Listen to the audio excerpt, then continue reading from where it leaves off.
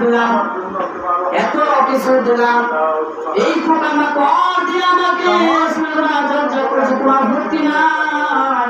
কিন্তু একটা জিহ্বা দিয়ে যখন আমি আপনাকে আল্লাহ বলে ডাকি, আমি আসবাই, আমি আন্দাজ পাই, আমি পাইতে বলতাম, আমার যখন আল্লাহ বলে আপনাকে ডাকবে আমার দিলে শান্তি।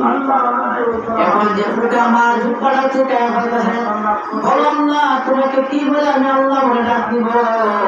আল্লাহ তাআলা বলেন, এ জিবরাইল যাও, আইয়ুব আলাইহিস সালামকে যে আমি পরীক্ষা করলাম, ওই আইয়ুব আলাইহিস সালাম পরীক্ষার মধ্যে 100তে 100 নাম্বার পেয়ে পাস করেছে।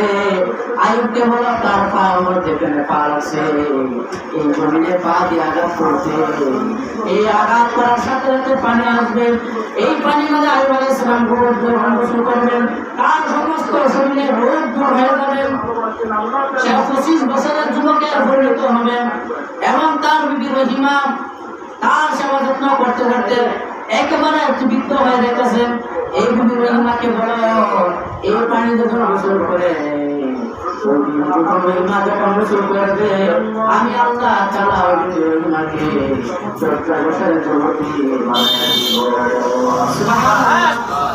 এবার